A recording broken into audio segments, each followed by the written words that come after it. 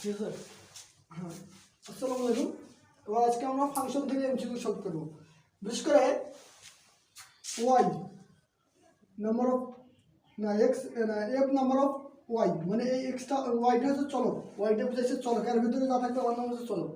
এটা এক্স থাকতে পারতো, এটা এক্স থাকলে এটাও এক্স থাকবে। ওয়াই জায়গা কে হ্যাঁ ক্লিয়ার।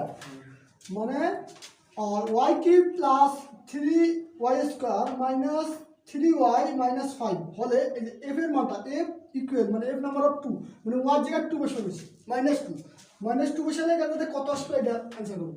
তাহলে আমার প্রথম কাজ হচ্ছে এইটা লাইন আমি তুললাম না, এটা লাইনে রাখবো, খালি এফ এর জায়গায় বসাবো, যে ওয়াই জায়গায় -2 বসাবো এরকম।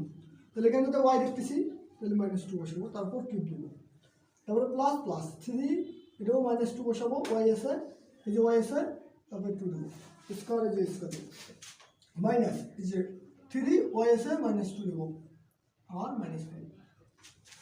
তারপরে দেখো এইখানে তো যদি বেজোর সঙ্গে পাওয়ার থাকে, বেজোর মানে পর্যন্ত 3 তারপরে 5 7 সংখ্যাটা ঋণাত্মকে হয়, মানে এই 2 এর উপর কি মানে 8, 2 এর উপর কি মানে 8, কিন্তু সংখ্যাটা ঋণাত্মকে থাকবে, কারণটা কি মাইনাস এই যে এখানেতে কি আছে বেজোর আছে পাওয়ার, এটা হচ্ছে -8।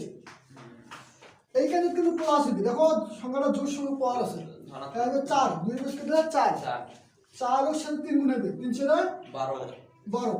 এবার দেখো এই যে মাইনাস কি হয় প্লাস প্লাস, আর এটা গুণ আছে, তাহলে এটা গুণ করলে কি হয় 6 3 গুণ 6 -5। এখন দেখো এই দুইটা, এইটা আর এটা মাইনাস, এই দুটো প্লাস, এই দুটো যোগ করবে, এইটা বিয়োগ করবে, ঠিক আছে।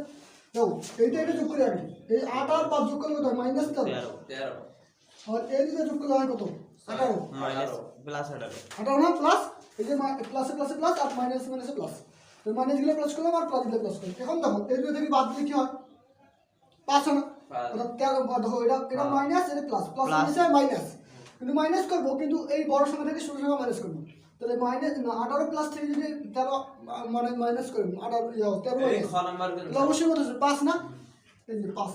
আর এখানে দেখুন অপশনের মধ্যে কোনটা আছে 5, এটা কিন্তু ক্যালকুলেট দিয়ে করা যায়, ঠিক আছে। এইখানে গুরুত্বপূর্ণ, ঠিক আছে। তাহলে এখানে আমাদের কোনো প্রশ্ন